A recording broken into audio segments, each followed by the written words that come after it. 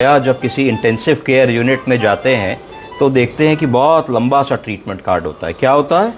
बहुत लंबा चौड़ा ट्रीटमेंट कार्ड होता है। तो एकदम से देख करके ये होता है क्या लिख दिया इतना सारा, बड़ा कॉम्प्लिकेटेड है। तो ये आज मैं थोड़ी सी आपको बताऊंगा कि ये बहुत कॉम्प्लिकेटेड नहीं होता है, ठीक है।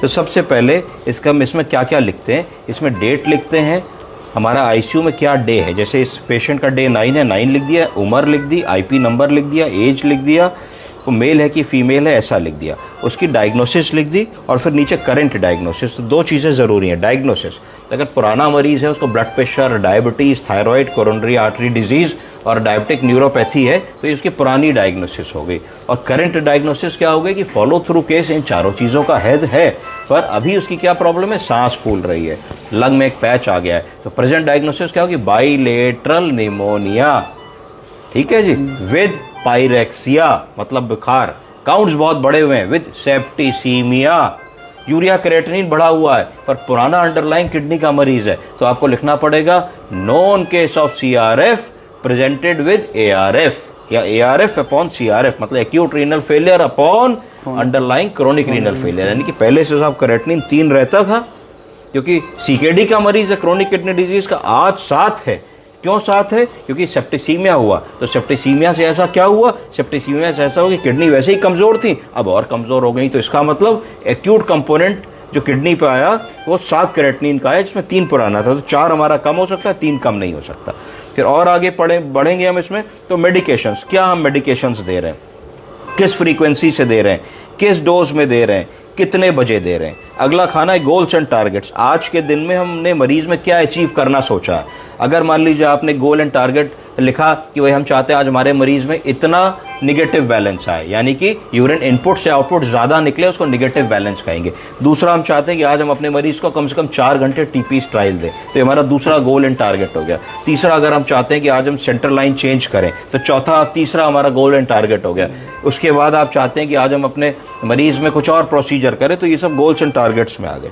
फिर अगला खाना है स्टैट ड्रग्स। स्टैट ड्रग्स का मतलब होता है कि कभी कभी आप मरीज की सिचुएशन देखते हैं, भाई एबीजी किया, उसका पीएच कम हो रहा है, तो आपने कहा sister, brother, nursing officer 2 injection 4 एम्पोल आप वो लगा दीजिए इनको, सोडा बाइकार्बोनेट स्टैट, या इतने मिलीग्राम, तो वो स्टैट डोजेस में आ जाएगा।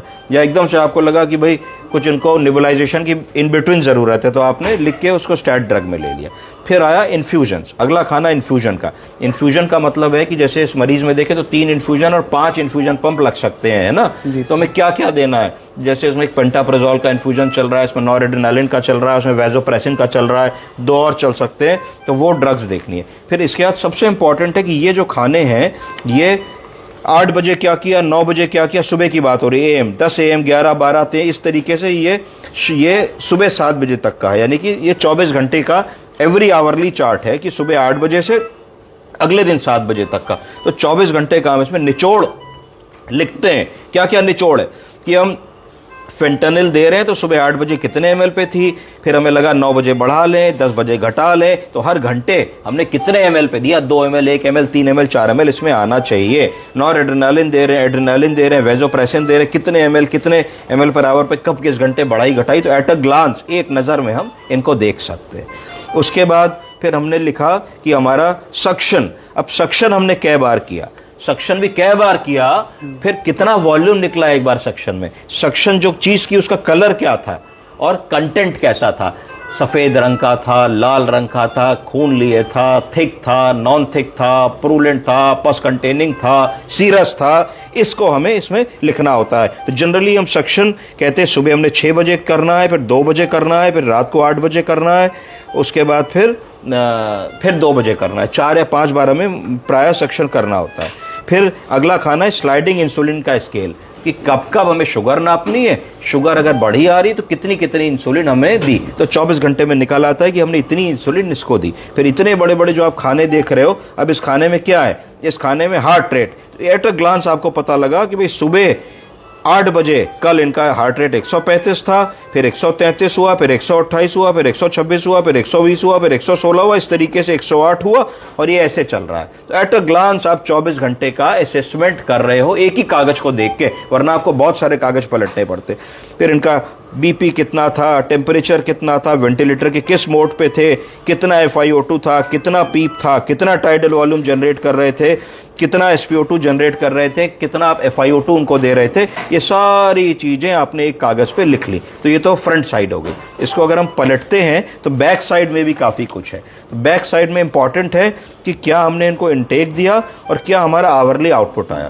तो ऐसे सिक पेशेंट्स में देखना बहुत जरूरी होता है कि हर घंटे किडनी कितना यूरिन बना रही है। उससे आप इस बात का आंकलन करते हैं कि आप कहीं पेशेंट को ज्यादा फ्लूइड तो नहीं दे रहे, कम फ्लूइड तो नहीं दे रहे, डिहाइड्रेट तो नहीं हो रहा, ओवर हाइड्रेट तो नहीं हो गया, कि किडनी ने काम करना कम तो नहीं कर दिया। अगर किडनी ने काम करना कम कर दिया तो कि बीपी तो नहीं ड्रॉप हो गया, कि मीन आर्टेरियल प्रेशर तो नहीं कम हो गया, कि रीनल कंप्रोमाइज में तो नहीं चला गया, कोई और दवा की जरूरत तो नहीं है। तो ये वाला सारा असेसमेंट है जो आप इस पन्ने में करते हो। तो इस पे हमने लिखा कि पिछले 24 घंटे पे मरीज का इंटेक 1066 ml गया और आउटपुट 1715 ml गया, अर्थात 650 ml उसको निगेटिव बैलेंस आया, मतलब यूरिन कम हुआ। ये अच्छी बात है, इसका मतलब मरीज हमारे एटलीस्ट पॉजिटिव बैलेंस बने। फिर इसमें लिखते हैं लास्ट 3 डेज, तो पिछले 3 दिन में हमारा कितना इनपुट गया, 5390 ml, करीब 5.5 लीटर हमने इसको इनपुट दिया और आउटपुट आया 6820 ml। इसका मतलब 3 दिनों में 1430 ml ये पेशेंट हमारा निगेटिव बैलेंस में गया। तो इस तरीके से इस शीट को हम सब लोगों को पढ़ना आना चाहिए। हर दिन की एक शीट बनती है,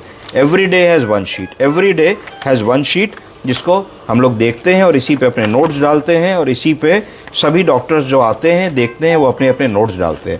ये medical legal point of view से भी बड़ी इंपॉर्टेंट होती है, क्योंकि इसमें ये लिखा होता है कि आपने एक सिक मरीज में 24 घंटे में 24 बार उसके पैरामीटर्स चेक किए। इसकी क्या जरूरत है? इसकी ये जरूरत है कि ये ना हो जाए अरे पता नहीं कैसे हो गया सर, अभी तक तो मरीज बिल्कुल ठीक था, एकदम से कार्डियक अरेस्ट हो गया। ऐसा नहीं। तो हर घंटे अगर हम उसको चेक करेंगे तो हमको कम से कम एक ही घंटे के बीच की चीज मिस होगी और हमको पता लग जाएगा कि भाई अब हमको क्या करना है, कैसे करना है और क्या दवा ऊपर नीचे करनी है। आप समझे कि नहीं? नॉर्मल मरीज में वाइटल हम दिन में 2 बार लेते हैं, 3 बार लेते हैं। सिक पेशेंट्स में कितना लेना है? Every hourly. कई बार ऐसा होता है कि आपको 15-15 मिनट में भी वाइटल लेने पड़ते हैं, उसके लिए एडिशनल शीट लगा देते हैं और उसमें आप 15-15 मिनट के वाइटल्स लेते रहते हैं। समझ गए आप लोग? जी सर, थैंक यू।